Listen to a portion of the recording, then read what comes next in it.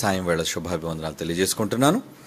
మరి ఈరోజు మనం ఆలోచించవలసిన బైబిల్ నుంచి నేర్చుకోవాల్సిన పాఠం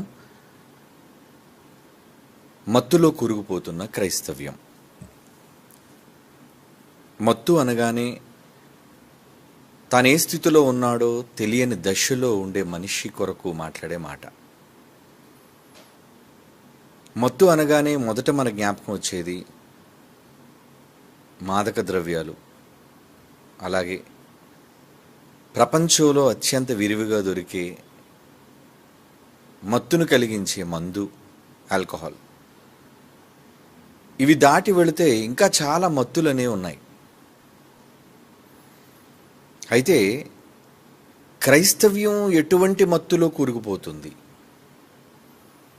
మాకు తాగుడు అలవాటు లేదండి, మాకు మాదక ద్రవ్యాలు అలవాటు లేవండి, లోకంలో ఉన్న వాళ్ళలాగా మేము ఏ విషయంలోనూ మత్తుకు బానిసలం కాదు అనుకొని నిబ్బరంగా బ్రతికే క్రైస్తవులు ఎటువంటి మత్తుకు వాళ్ళు లోనవుతున్నారు అన్నది మీరు తెలుసుకోవాలి. అది బైబిల్ చెప్పింది. యేసుక్రీస్తు వారు భూమి మీదకి రావడానికి గల ప్రధాన కారణం మత్తులోనున్న సమాజాన్ని మేల్కొల్పడానికి వచ్చారు ఆయన. మరి ఎంతమంది ఆ మత్తును వారు విడిచిపెట్టారు? ఎంతమంది తమకున్న ఆ మత్తు మనస్సు నుండి వాళ్ళు బయటకు వచ్చారు అన్నది మనం ఆలోచించాలి. బైబిల్ చెప్పింది కేవలం మనిషి శరీరానికి మత్తు కలిగించే మత్తు పానీయాలు, మత్తు పదార్థాలు ఇవి మాత్రమే మానవ సమాజాన్ని ఈరోజు చెడుపుతో ఉన్నాయి అని మనం అనుకుంటున్నాం. ఓకే, అవును, నిజమే. కానీ యావత్తు మానవ సమాజాన్ని మత్తును వైపు నడిపించే, మత్తులోనికి దించే ఈ యుగ సంబంధమైన ఎన్నో విషయాలు, ముఖ్యంగా అపవాది వలన నేర్పించబడిన విషయాలు ఈ సమాజంలో ఉన్నాయి. అటువంటి మత్తు బారిన పడకుండా ఎంతమంది తమ్మును తాము కాపాడుకోగలుగుతున్నారు? లేదా ఆ మత్తులో నుంచి ఎంతమంది తేరుకోగలుగుతున్నారు? ఎందుకంటే సమాజం ఇప్పటికే పలు రకాలైన వాటికి బానిసలుగా సమాజం మారిపోయింది. అంటే కొన్ని అలవాట్లకు సమాజాన్ని బయటకు తీసుకురాలేము దాని నుండి. అంటే ఉదాహరణకి పొగ త్రాగటం ఉందనుకోండి, మీరు ఎంత చెప్పండి, ఎన్ని నిర్ణయాలు తీసుకోండి, ఎన్ని ప్రభుత్వాలను మారనివ్వండి, మత్తును కలిగించే ధూమపానం, అందులో కూడా నికోటిన్ అనే పదార్థం ఉంటుంది. ఎందుకు ఒకసారి ఆ ధూమపానం చేసేవాళ్ళు దాన్ని విడిచిపెట్టలేరు అంటే అది రకమైన మత్తును కలిగిస్తుంది. మెదడును అది కొంతవరకు మత్తు వైపుకు నడిపిస్తుంది. కనుక ఇలాంటి సందర్భాల వలన మనుష్యులు మత్తుకు బానిసలైపోతుంటారు. కాబట్టి వాటి నుంచి సమాజాన్ని విడిపిద్దాం అనుకున్నా దానికి ప్రభుత్వాలు సహకరించవు, మనుషులు సహకరించరు, చట్టాలు సహకరించవు, అమ్మమంటాయి. ఎందుకంటే దానివల్ల కలిగే లాభం అటువంటిది. ప్రజలకు లాభం, చట్టాలను చేసే ప్రభుత్వాలకు లాభం, వ్యాపారవేత్తలకు లాభం. అలాంటప్పుడు ఆ మత్తు పదార్థాలను ఎందుకు వాళ్ళు నిషేధిస్తారు? ఏవో డ్రగ్స్ లాంటివి ఈరోజు మనకి దొరికే ప్రపంచంలో విరివిగా ప్రజలు కొనుక్కునేది, దొంగచాటుగా అనుభవించడానికి ఇష్టపడేది హెరాయిన్, కొకెయిన్, ఇటువంటి మత్తు పదార్థాలు. వాటిని నిషేధించడానికి ప్రభుత్వాలు చట్టాలు చేశాయి. కానీ ఎందుకంటే అవి ఆరోగ్యానికి హానికరమని. మరి అలాంటప్పుడు మద్యపానం ఇది ఆరోగ్యానికి హానికరమే. ఇది మత్తు కాదా? నిజంగా ఈరోజు మత్తులో ఎన్ని దారుణాలు సమాజంలో జరుగుతున్నాయో అన్నది ఎవరికి తెలియదు? సమాజంలో, ప్రపంచంలో మేధావులకు తెలీదా? అధికారులకు తెలీదా? నాయకులకు తెలీదా? న్యాయమూర్తులకు తెలీదా? అందరికీ తెలుసు. కానీ వాళ్ళు దాన్ని నిషేధించమని వాళ్ళు ఏమైనా నిర్ణయాలు తీసుకుంటారంటే తీసుకోరు. ప్రభుత్వాలు కూడా దానికి సహకరించవు. దానివల్ల వచ్చే రాబడి అటువంటిది. కనుక ఏదో గంజాయి లాంటివి, కొకెయిన్ లాంటివి ప్రజలకు మత్తు కలిగిస్తున్నాయి అని అనుకుని వాళ్ళు మత్తులోకి వెళ్ళిపోతుంది యువత అని చెప్పే వీరు ఈరోజు ఎందుకు మరి మాదక ద్రవ్యాలు లేదంటే ఈ మత్తు పదార్థాలు పానీయాల రూపంలో ఆరోగ్యానికి కీడు కలిగించేవి, హాని కలిగించేవి ఎందుకు అనుమతిస్తున్నారు, పర్మిషన్స్ ఇస్తున్నారు అంటే ఇవి మత్తు కాదనా, అవి మాత్రమే మత్తనా? అంటే సరైన న్యాయం లేదు సమాజంలో సరైన ప్రజలకు మేలు చేసే నాయకులు లేరు. ఒకవేళ అలాంటి నాయకులు వచ్చి నిషేధించినా ప్రజలు ఊరుకోరు. ఎందుకంటే మాకు కావాలి. ఈరోజు బహిరంగ ప్రదేశాల్లో ఏదో మద్యపానం నిషేధించబడినా ఇళ్లలో తాగొచ్చు, బారులో తాగొచ్చు, రెస్టారెంట్లో తాగొచ్చు. చివరికి మగవాళ్లే కాదండి, ఆడవాళ్ళు కూడా ఈరోజు అలవాటైపోయారు దానికి. ఇంటిలో భార్యాభర్తలు కలిపి సీస ఎప్పుకొని తాగుతున్నారు. ఆడామగా కలిసి ఫ్రెండ్స్ అయిన వాళ్ళు ధూమపానం చేస్తున్నారు. మరి ఎందుకు అలా చేస్తున్నారు? ప్రభుత్వాలు దీన్ని నిషేధించమంటే నిషేధించవు. మరి ఇందులో మత్తు లేదంటే ఇందులో కొంచెం మత్తు ఉందండి. సరే, సిగరెట్ తాగడం వల్ల కొంచెం మత్తు ఉంటే ఉండొచ్చు. మరి మందు తాగి వాడు ఎన్నో యాక్సిడెంట్లు చేస్తున్నాడు. మత్తు తాగి మత్తుడుగా వాడు మారి, మందు తాగి మత్తుడుగా మారి ఎన్నో చేయకూడని దారుణాలు వాడు చేస్తున్నాడు. ఏమంటే జరిగే ప్రతి రేప్ వెనుక, బలాత్కారం వెనుక ఉన్న ప్రధానమైన కారణం మందు. ఏమండి, ఎందుకండి ఈ అమ్మాయిని చెరిచి చంపేశాడంటే బాగా మందు కొట్టున్నాడండి వాడు. అంటే వాడు మత్తులోనికి వెళ్ళి ఎదురుగా ఉన్నది చెల్లో తల్లో అని కూడా వాళ్ళ యొక్క సహజమైన మనస్సును కోల్పోయే దుస్థితి ఈరోజు మద్యపానంలో ఉంది, పానీయాలలో ఉంది, మత్తు.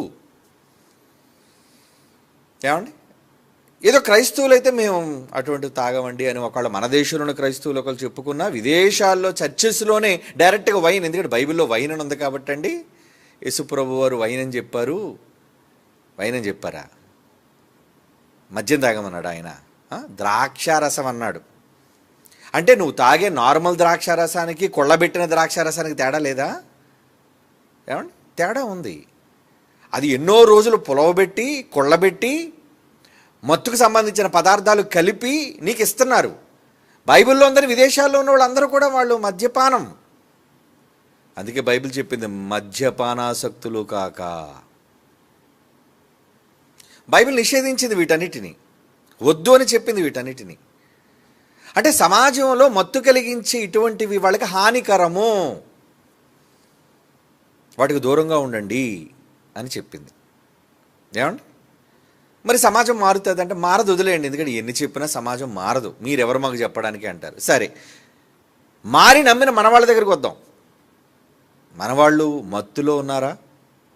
మనవాళ్ళు కూడా ఉన్నారు మత్తులో. ఏమండి, క్రైస్తవులయ్యుండి బహుగా తాగేవాళ్ళు లేరా? ఏమండి, తాగేవాళ్ళ కోసం ఆలోచించండి. ఏమిటి, క్రిస్టియన్స్ తాగరా? మాకు పర్మిషన్ ఉందండి, దేవుడు ఇచ్చాడు బైబిల్ అని చెప్పుకుని తాగేవాళ్ళు ఉన్నారు ఇంకా. అంటే వీళ్ళు ఎలాంటి మత్తులో కూరుకుపోయారు అంటే, మాకు అధికారం ఉంది, దేవుడు మాకు పర్మిషన్ ఇచ్చాడు, యేసుప్రభు పంచింది ద్రాక్షారసం. ఏమంటే ద్రాక్షారసమా మద్యమా? ఆ రోజు ఆయన పంచింది. బైబిల్లో రాయబడింది రొట్టె, ద్రాక్షారసం ఉందా? రొట్టె మద్యపానం అని ఉందా? మద్యపానీయం అని ఉందా? ద్రాక్షారసం. రోడ్డు మీద ద్రాక్ష పళ్ళు తీసుకొచ్చి వాటిని మెత్తగా పిసికి నీళ్లలో కలిపితే ద్రాక్ష రసం అవుతుంది. అదే మత్తు అవుతుంది కాదు కదా. కానీ అలా చెప్పుకొని మత్తులోకి పోయేవాళ్ళు ఉన్నారు చాలామంది. ఓకే, సరే, మెజారిటీ అయిన వాళ్ళు ఒకళ్ళ భయంతో వద్దండి, మేము మందు జోలికి వెళ్ళకూడదండి, అది మత్తు కదండి అని అనుకొని ఇటువంటి వాటన్నిటికీ దూరంగా ఉండి మేము భక్తులము అని చెప్పుకునే వాళ్ళు కూడా లేకపోలేదు, ఉన్నారు. అయితే అలాంటి వాళ్ళని గురించి బైబిల్ ఏం చెప్తుందో మనం బైబిల్లోనికి వెళ్ళి ఒకసారి చూద్దాం. దెస్సలోనికలకు రాస్తున్న మొదటి పత్రిక 5వ అధ్యాయం. పౌలు గారు దెస్సలోనికలు రాస్తున్న మొదటి పత్రిక 5వ అధ్యాయం 6వ వచనం నుంచి నేను చదువుతున్నాను, ఒకసారి చూడండి. ఏమండి, కావున ఇతరుల వలె నిద్రపోక మెలకువగా ఉండి మత్తులము కాక ఉందుము. ఎవరితో చెప్తున్నాడు ఈ మాట? దెస్సలోనికలతో చెప్తున్నాడు. ఏమని చెప్తున్నాడు? మత్తులుగా ఉండకండి, ఇతరుల వలె నిద్రపోక మెలకువగా ఉండి మత్తులము కాక ఉందుము, అంటే లోకంలో ఉన్న వాళ్ళలాగా మీరు కూడా మత్తులై ఉండకండి. 7వ వచనం, నిద్రపోవో రాత్రి వాళ్ళు నిద్రపోదురు, మందు కొట్టి సురాపానం చేసేవాళ్ళు, మందు కొట్టేసేవాళ్ళు మత్తుగా ఉంటారట. ఎప్పుడు తింటారంటే మందు వేసేవాళ్ళు రాత్రి పూట మందు వేస్తారు. ఎందుకంటే పగల పని చేయలేరు కదండి. మందు వేసారనుకోండి, ఏం చేస్తున్నాడో తెలియదు, ఏ గేర్ నొక్కుతున్నాడో తెలియదు, యాక్సలేటర్ నొక్కుతున్నాడో తెలియదు, ఎవరిని గుద్దుతున్నాడో తెలియదు, గుద్దిన తర్వాత ఏమైందో వాడికి అంతకన్నా తెలియదు. ఎందుకంటే స్పృహలో లేడు వాడు, అవుట్ ఆఫ్ హిజ్ మైండ్. అంటే వాడు బొత్తిగా వాడి యొక్క స్పృహలో లేనివాడుగా ఉన్నాడు, ఏం చేస్తున్నాడో వాడికి తెలీదు. కనుక మీరు అలా మత్తుగా ఉండువారు రాత్రాళ్ళు ఉంటారు కాబట్టి మీరు అలా ఉండకండి. 8వ వచనంలో అంటూ, మనము పగటివారమై ఉన్నాము గనుక మత్తులమై ఉండక, మనం మాత్రం మత్తులుగా ఉండొద్దు. అంటే పౌలు గారు తన గూర్చి సంఘాన్ని గూర్చి మాట్లాడుతూ మీరు మత్తులుగా ఉండకండి అని ఎందుకంటున్నాడు? మత్తులుగా ఉండకండి అని ఎందుకంటున్నాడు? అంటే మత్తు ఉందా? ఎలాంటి మత్తు ఉంది అంటే అందరూ కూడా మద్యపానం తీసుకునే మత్తు అనుకుంటున్నారా? లేదా ఆ రోజు సమాజంలో దొరికే హెరాయిన్, కోకేన్, డ్రగ్స్ లాంటివి అనుకుంటున్నారా? ఆ మత్తు కోసం చెప్పట్లేదు. ఇంకా చాలా మత్తులు ఉన్నాయి. ఈరోజు క్రైస్తవులు మాకు ఆ మత్తులు అలవాటు లేవండి అని అనుకునే వాళ్ళు కూడా ఎలాంటి మత్తు బారిన పడుతున్నారో అన్నది 1వ శతాబ్దంలోనే బైబిల్ మనకు మెలకువ చెబుతుంది. ఏమండి, చదువుతాం ఇంకా 8వ వచనంలో, మనం పగటివారమై ఉన్నాము గనుక మత్తులమై ఉండక విశ్వాస ప్రేమలను కవచము, రక్షణ నిరీక్షణను శిరస్త్రాణము ధరించుకుందాము. ఎందుకనగా మన ప్రభువైన యేసుక్రీస్తు ద్వారా రక్షణ కలుగుటకు దేవుడు మనల్ని నియమించనే కానీ ఉగ్రత పాలగుటకు నియమింపలేదు. అంటే మీరు మత్తుగా ఉంటే దేవుడు ఉగ్రత మీ మీదకి వస్తుంది. మత్తుగా ఉన్న వాళ్ళ మీదకి ఉగ్రత వస్తుంది. మత్తులుగా ఉన్న వాళ్ళని దేవుడు అంగీకరించడు. ఏమండి, మత్తుగా ఉండి బండి నడిపితే అఫెన్స్, అది అంటే అదొక నేరం. మత్తుగా ఉండి మద్యం మత్తులో బండి నడపడం అనేది నేరం. అది 2 వీలర్ కావచ్చు, 3 వీలర్ కావచ్చు, 4 వీలర్ కావచ్చు, ఏదైనా సరే నడపకూడదు. ఎందుకు? ప్రమాదం, హాని నీకు, పొరుగువారికి. కనుక మత్తుగా ఉండి చేసేవాళ్ళు నేరస్తులని ఒకవేళ చట్టం నిలదీస్తే, దేవుని చట్టం అంటుంది మీరు మత్తులుగా ఉంటే దేవుని ఉగ్రత మీ మీదకి వస్తుంది అని చెప్తున్నాడు. ఏమండి, 10వ వచనం, మనము మేలుకొనియును నిద్రపోవచ్చును తనతో కూడా జీవించిన నిమిత్తమే మన కొరకు మృతి పొందను. అసలు యేసుప్రభు ఎందుకు చచ్చిపోయాడంటే మీ మత్తు వదిలించడానికే చచ్చిపోయాడు ఆయన. అంటే మన మత్తును చెదరగొట్టాలి. మనం మత్తులోనే ఉన్నాం. ఎలాంటి మత్తులో ఉన్నాం? కేవలం మందు తాగడం వల్లే మత్తు వస్తుందా? మన ఇంట్లో ఉన్న అబ్బాయిని ఎవరైనా అమ్మాయి ప్రేమించి వల్ల వేసుకుంది అని మాట్లాడుతున్నప్పుడు వాళ్ళు ఏమంటారంటే, వాళ్ళు ప్రయోగించే పదజాలం, అరే ఏం మాయ చేసిందిరా అది, దాని మత్తులో పడ్డావేంట్రా అంటే సహజంగా వీళ్ళు ప్రయోగించే పదజాలం కోసం చెప్తున్నాను నేను. అంటే అమ్మాయి ఏ మందు పోసింది? మందు పోసిందా? రోజు పిలిచి మందు ఏమైనా పెడుతుందా? ఏం లేదు. అంటే ఆ అమ్మాయి విషయంలో వీడేదో మత్తులో ఉన్నాడు. తను కావాలి, తనతో ఉండాలి అనే మత్తు. ఏమండి, అంటే ఇది కేవలం ఏదో పానీయం తీసుకోవడం వల్ల వచ్చే మందు కాదు, మత్తు కాదు ఇది. అలాగే బెట్టింగ్లు కాసేవాళ్ళు ఉంటారు. బెట్టింగ్లు తెలుసు కదా మీకు, అదే లాటరీలు లాంటివి. ఈ మధ్యన క్రికెట్ బెట్టింగ్లు, మొబైల్ ఓపెన్ చేస్తే చాలండి, బెట్టింగ్కి సంబంధించిన ఎన్నో యాప్లు ఉన్నాయట, అవి డౌన్లోడ్ చేసుకోమంటారు. మీ పెట్టుబడి డబ్బులు పెట్టండి, బెట్టింగ్ కాయండి, డబ్బులు కాయండి. నిజంగా దానిలో బెట్టింగుల్లో డబ్బులు పెట్టి ఒళ్ళు గొల్ల చేసుకునేవాళ్ళు, ఇల్లు గొల్ల చేసుకునేవాళ్ళు కొన్ని లక్షల మంది ఉన్నారండి ప్రపంచవ్యాప్తంగా. కోట్ల మీద చెప్పాలి, ప్రపంచవ్యాప్తంగా ఇండియాలోనే లక్షల మంది ఉన్నారు. అంటే ఉన్నదంతా కూడా దానిలో పెట్టుబడి పెట్టే ఒక మొత్తది. అంటే డబ్బులు పెట్టుబడి పెడితే మళ్ళీ మనకు డబ్బులు వస్తాయి. ఏంటది? మత్తు, వ్యాపారం అనే మత్తు, నీకు డబ్బులు తిరిగి రావాలనే మత్తు. చిన్నప్పుడు పేకాట ఆడేవాళ్ళు, ఏమండి పేకాట ఏదో నిషేధించారులేండి ప్రభుత్వాలు, అంటే బహిరంగ ప్రదేశాల్లో పేక ఆడకూడదు. ఒకళ్ళు అలాగ ఆడితే అది నేరం. ఎందుకు పేకాట నిషేధించారంటే అది ఒక మత్తు లాంటిది. అది ఈ పేకాటకు అలవాటు పడినోడు ఇంట్లో ఉన్నవన్నీ అమ్మేసుకుంటాడు అవసరమైతే. ఇంటిలో ఉన్న చెంబు చేట ఏమండి చివరికి దొరికే చీపురైనా సరే దానికి 10 రూపాయలు వస్తుందంటే దాన్ని కూడా తాకట్టు పెట్టి పేకాట్లో ఆడేవాళ్ళు ఉన్నారు. ఏమండి రాజ్యాలనే పెట్టేసిన వాళ్ళు ఉన్నారు. ఏమండి అలాగే భార్యలను కూడా పెట్టేసిన వాళ్ళు ఉన్నారు, తాకట్టు పెట్టేసిన వాళ్ళు ఉన్నారు. మా అమ్మాయిని తీసుకెళ్ళిపో తాకట్టు పెట్టేస్తారు, మా ఆవిడని తీసుకెళ్ళిపో తాకట్టు పెట్టేస్తారన్న. దేనికి? వాడు ఆటనే మత్తులో ఉన్నాడు వాడు. మరి ఇదంతా ఏంటి? ఇది ఒక రకమైన మత్తు. అంటే సమాజంలో కేవలం డ్రగ్స్ లేదా శరీరంలోనికి తీసుకునే మత్తు పానీయాలు పదార్థాల వల్లే వచ్చే మత్తు కాదు ఇది. ఒక మనిషి ఒక అలవాటుకు బానిస అయితే అది వాడి మత్తు, అది దాని మత్తులో ఉన్నాడు అని అర్థం. అంటే అలాంటి మత్తులు చాలా ఉన్నాయి. ఒకడికి భూముల మీద మత్తు, అంటే వాడికి స్థలాలు కావాలి, పొలాలు కావాలి, కనుక దానికోసం వాడు వ్యాపారం అంటాడు, రియల్ ఎస్టేట్ అంటాడు, ఏదో అంటాడు, ఇంకేదో అంటాడు.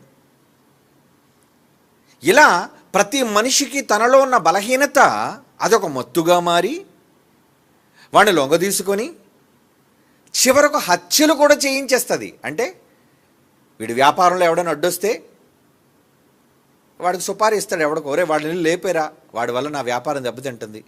ఇలాంటివి ఎన్నో జరుగుతున్నాయి మనకు తెలుసు. అంటే ఒక మద్యపానం తీసుకోవటం వల్ల ఎలాగైతే ఎదుటివాడిని వెనక ముందు ఆలోచించకుండా చంపటమో, లేదా యాక్సిడెంట్లో చంపటమో, లేదా ఒక అమ్మాయి శీలాన్ని తీయటమో, ఇలాంటివి ఎలాగైతే జరుగుతున్నాయో మత్తులో, ఇలాంటి మత్తులు కలిగిన వాళ్ళలో కూడా చాలా ఘోరాలు జరుగుతున్నాయి. అంటే ఇవన్నీ కూడా మత్తులోనికే వస్తున్నాయి. ఇవన్నీ మత్తులోనికే వస్తున్నాయి. అందుకే యేసుప్రభు అన్నాడు, మీరు మత్తులుగా ఉండకండి, దేవుని ఉగ్రత మీ మీదకి వస్తుంది. లేదు ప్రభా, నేను ఎప్పుడు అసలు మందు జోలికే పోలేదు ప్రభా, ఇప్పటి వరకు అసలు నేను ఎప్పుడు స్మోక్ కూడా చేయలేదు ప్రభా అంటే అది కాదురా మత్తు. అంటే అది ఒకటే కాదురా, చాలా మత్తులు ఉన్నాయి. ఇంకా ఇలాంటి మత్తులో ఒకవేళ నువ్వు ప్రభువుని నమ్మినా నువ్వు ఉన్నావా? అలాంటి మత్తు నీకేమైనా ఉందా? ఉంటుంది. ఏమండి బైబిల్లో కొన్ని మాటలు మనం చూద్దాం. ఏమండి ఏమంటున్నాడు దేవుడు, ఏమంటున్నాడు, మనకి ఎటువంటి హెచ్చరికలు జారీ చేస్తున్నాడు, మరి మనం చూడాలి కదా. చూద్దాం.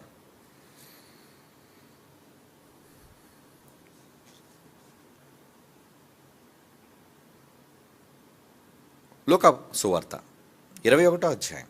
ఏమండి లోకా సువార్త 21వ అధ్యాయం 34వ వచనం. లోకా సువార్త 21వ అధ్యాయం 34వ వచనం. మీ హృదయములు ఒకవేళ తిండి వలనను, మత్తు వలనను, ఐహిక విచారముల వలనను మందముగా ఉన్నందున, అంటే క్రైస్తవుల హృదయాలు కూడా మందంగా మారిపోతున్నాయి. మందం అంటే లోకం కోసం వదిలేండి, లోకం అలాగే చెడిపోయింది, వదిలేయండి.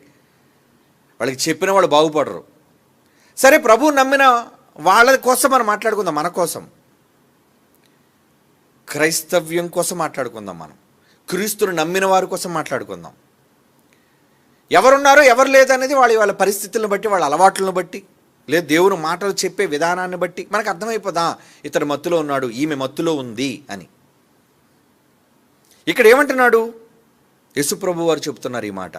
మీ హృదయములు ఏమన్నాడంటే ఒకవేళ తిండి వలన, ఏమండి తిండి వలన కూడా మత్తు వస్తుందంటే, ఏమంటే మధ్యాహ్నం గట్టిగా కడుపు నిండా అన్నం తినగానే ఒక అరగంటలో ఏమొచ్చేస్తుంది, కళ్ళు మూతలు పడిపోతుంటాయి మనకి. ఎందుకంటే ఇది సురాపానం ఏం కాదు, ఇది మత్తు. అన్నం వల్ల కూడా మత్తు వచ్చేస్తుంది మనకి. విపరీతంగా తినేసారనుకోండి, ఆటోమేటిక్గా డ్రౌజీనెస్ వస్తుంటుంది, మీకు కన్ను మూతలు పడుతుంటాయి.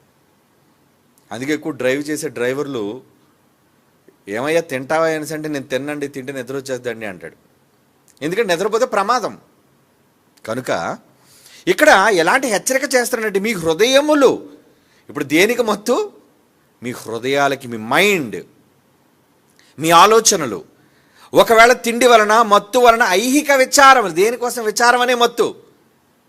ఎలాంటివంటే విచారముల్లో కూడా మత్తా, ఏమయ్యా అలా చిక్కిపోతున్నావు ఏంటి, అలా నీరసపడిపోతే ఏంటోనండి, వయసు పెద్ద అయిపోతుంది, ఇంకా అమ్మాయి దొరకలేదు, సంబంధం కుదరలేదు.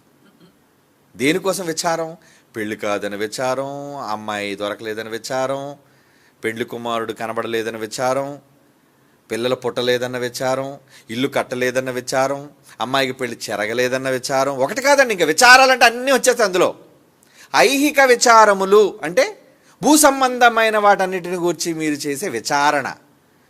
విచారణ అంటే ఎంక్వైరీ కాదు ఇక్కడ. విచారము అంటే ఏంటంటే బాధ, ఆలోచన. అయ్యో ఏంటి పరిస్థితి ఇలాగైపోయింది, నా పరిస్థితి ఏంటి భవిష్యత్తులో. ఐహిక విచారములు అంటున్నాడు దాన్ని.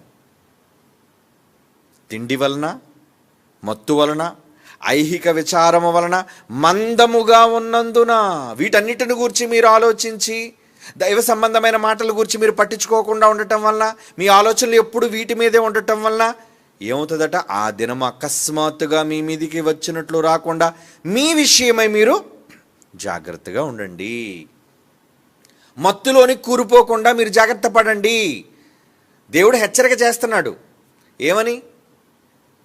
సరే ఏదో జరగకపోతే దానికోసం ఎందుకు అంత టెన్షన్ ఎందుకు? అనుకున్నది జరగకపోతే, అనుకున్నది రాకపోతే దాని గురించిన విచారం ఎందుకు? విచారపడకండి. అన్ని జబ్బులకు మూలం విచారమే.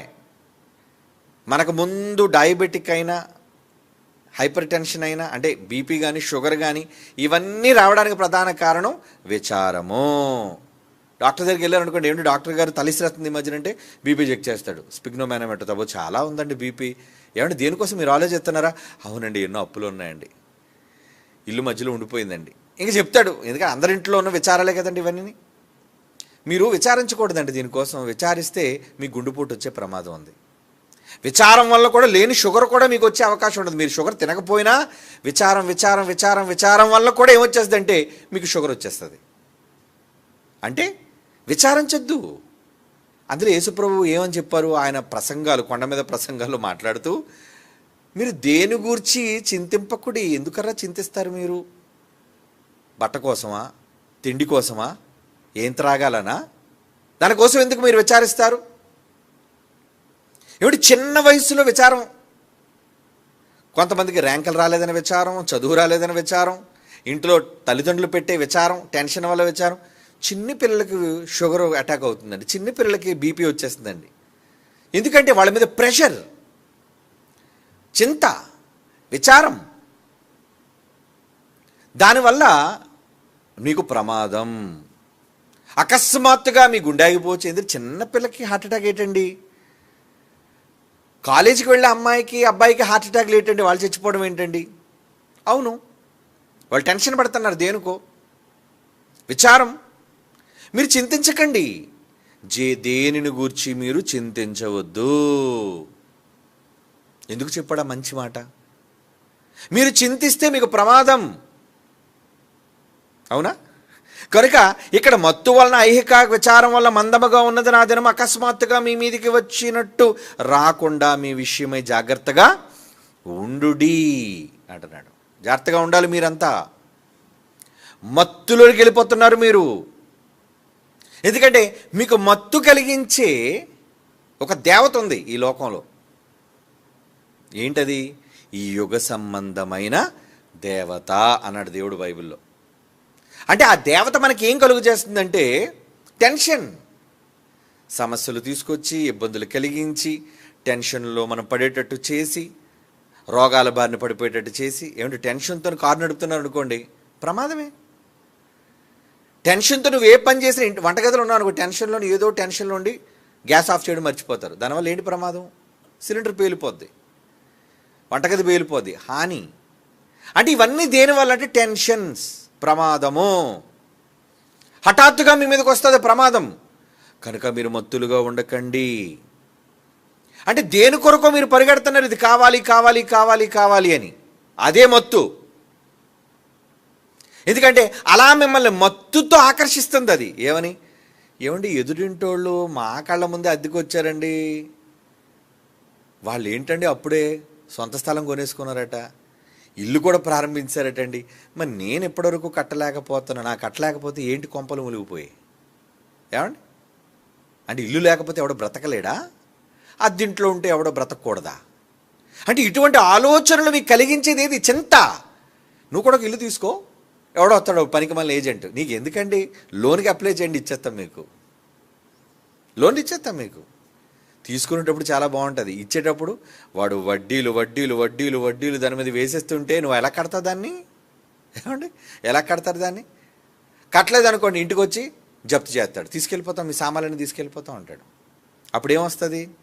టెన్షన్, బాధ, అవమానం. కనుక మన వల్ల కాని దానిని గురించి మనం చేయటం వల్ల ఎదుటి వాళ్ళని చూసి మనం ఎందుకు ఇలా ఉండలేకపోతున్నాం, దానివల్ల లేని ఒక సమస్యను కొని తెచ్చుకొని సమస్యలకు తలదూర్చి ఇబ్బంది పడి ప్రమాదంలోనికి వెళ్ళిపోతున్నాం మనం. ఇదంతా ఏంటి? మత్తు. ఆవిడ నగలేసుకుందని మత్తు, అతడు కారు కొన్నాడు కాబట్టి నేను కారు కొనాలి అని మత్తు. ఎందుకంటే అందరూ కొనుక్కున్నారు కదా, అందరూ చేస్తున్నారు కదా, మనం ఎందుకు ఉండకూడదు ఇలాగా? నువ్వు చేయగలవా? నువ్వు దానికి పెట్టుబడి పెట్టగలవా? వీటన్నిటిని గురించి నువ్వు ఆలోచించే ముందడుగేయాలి, అంతే కదండి. మరి అలాగ ఆలోచించకుండా ఎందుకు జరుగుతుంది ఇదంతా? మత్తు. ఏం మత్తు? చాలా ఉన్నాయి ఆ మత్తులో. రోజు రోజుకి మనిషిని ఆ మత్తులోనికి దించుతుంది అపవాది. ఈ యుగ సంబంధమైన దేవత. అవిశ్వాసులైన వారి మనోనేత్రములకు గుడ్డితనం, గుడ్డోళ్ళైపోయారు అందరూ. ఈ మత్తు వల్ల ఏం కనబట్టలేదు. ఏంటి మత్తుడికి ఏమైనా కనబడుతుందా? ఏమండి వీడు కళ్ళు కనబట్టలేదంటే ఎప్పుడు అంటారన్నమాట? కళ్ళు కనబట్టలేదు ఏంట్రా అంటే ఎప్పుడు అంటారు? ఏమండి బాగా తాగేసి వచ్చి కాలంలో ఎందుకు పడిపోయాడు? కాలం కనబడదాడికి? కళ్ళు ఉన్నాయి కదా, కళ్ళున్నాయి, చూస్తుంటాడన్నీ. కానీ ఇది కాలువా, దీనివల్ల ప్రమాదం, నేను పడితే మురుగుంట్లో పడతాను, ప్రాణం కూడా పోవచ్చు అనే జ్ఞానం ఉండదు. అడుగు వేసుకు వెళ్ళిపోతాడు అంతే. ముందు ఎక్కడ లేని ధైర్యం వచ్చేది వాడికి. ఏంటి, నేను సముద్రాన్ని దాటిగలను, ఆఫ్టర్ ఆల్ ఈ కాలం దాటలేను అనుకుంటాడు వాడు. ఓవర్ కాన్ఫిడెన్స్ అంటారు దాన్ని. కొన్ని సందర్భాల్లో బాధ కలిగినప్పుడు స్నేహితులు ఎలాగంటారంటే, ఏమో ఎందుకు బాధలు ఉన్నారా, నాతో రా ఒక పెగ్గేదిగాని అంటాడు. దేనికి? నీకు బలం వస్తుంది, ధైర్యం వస్తుంది. ఈ సమాజం అదే కదా నేర్పిస్తుంది. లవ్ ఫెయిల్యూర్కి మందే, ఏమండి అప్పులకి మందే, ఇంట్లో భార్య కొట్టేసినా దానికి మందే, చివరికి భర్త కొట్టేసినా భార్యలు కూడా మందు కొట్టేస్తున్నారు. అంటే ఏంటి? దీనివల్ల ఏదో రిలీఫ్ కాదు, ప్రమాదం. దానివల్ల వచ్చే ప్రమాదం అది. ఆ ప్రమాదంలో మీరు పడిపోయిన తర్వాత అర్థమవుతుంది, అవునా దీనివల్ల ఎంత ప్రమాదం ఉంది ఏంటండి అని. అంటే వాళ్ళకి గుడ్డితనం, అంధత్వం అంటారు దాన్ని.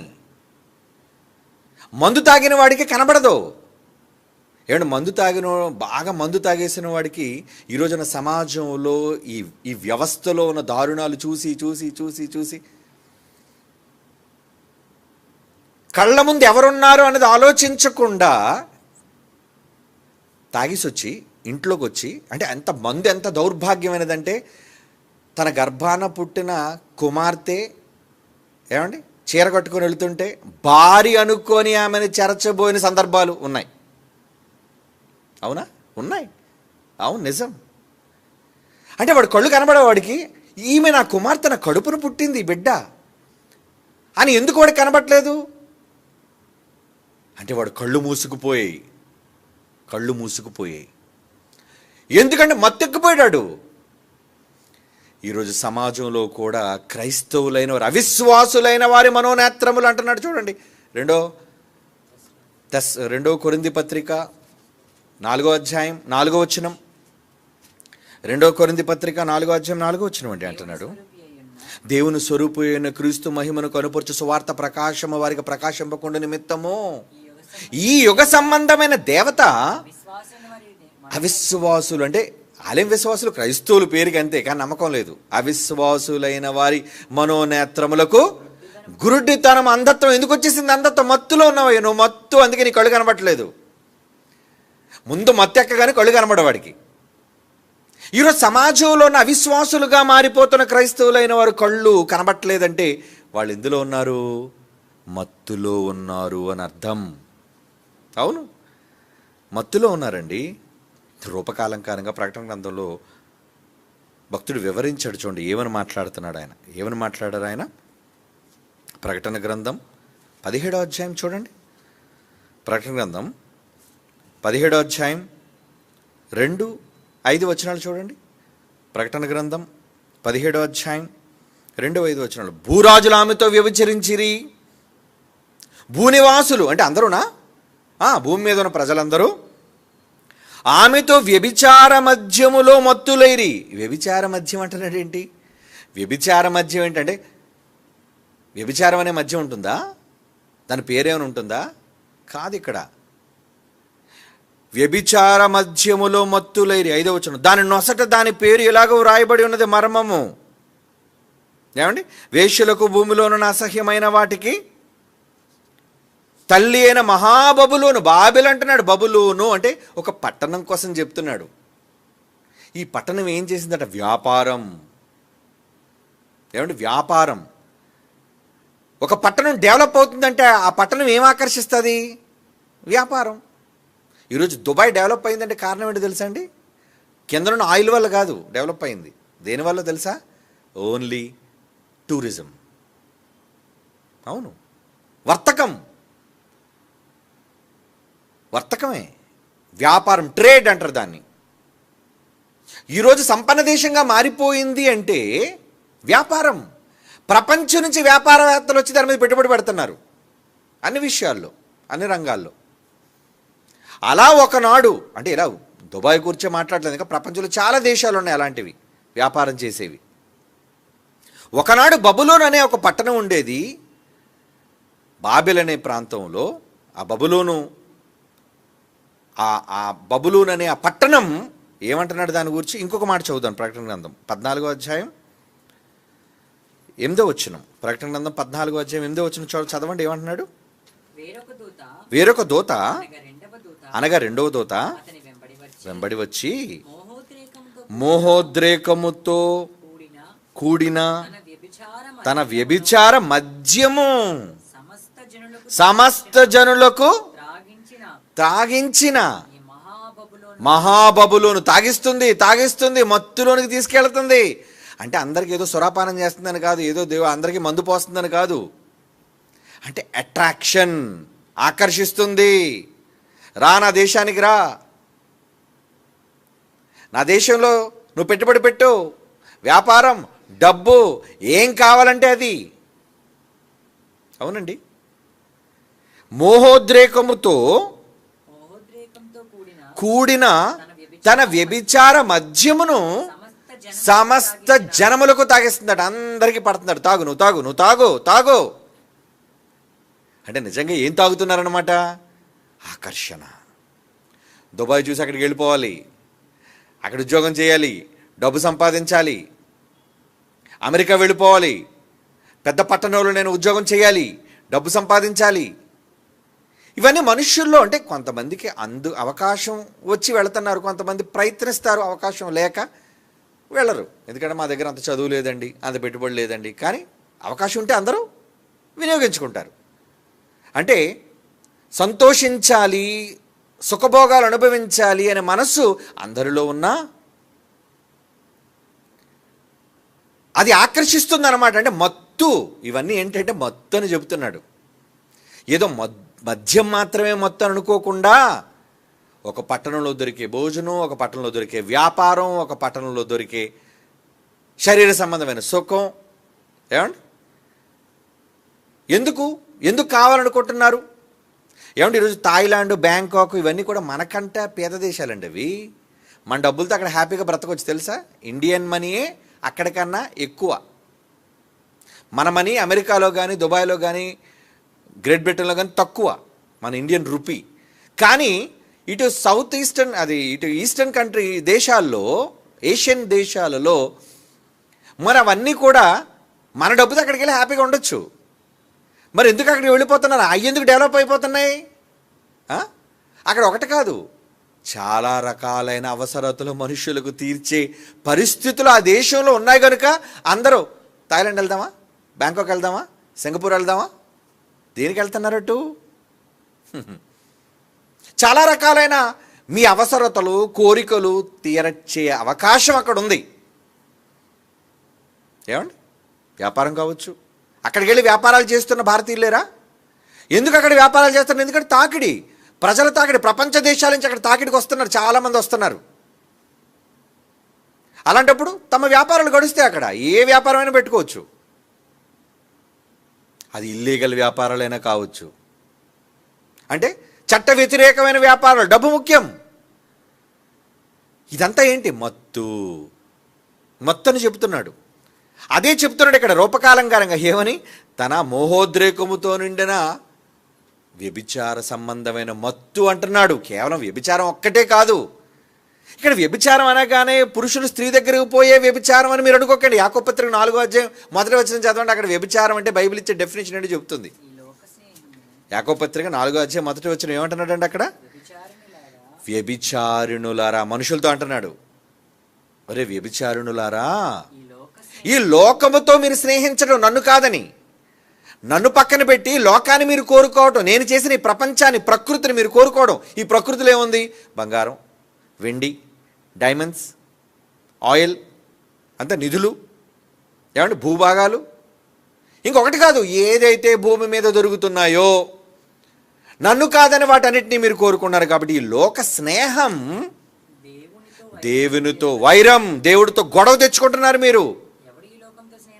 ఎవడు ఈ లోకాన్ని కోరుకుంటాడో, ఈ లోకంతో స్నేహం చేస్తాడు, ఈ లోకం మత్తులోకి వెళ్ళిపోతాడో వాడు దేవునికి శత్రువు.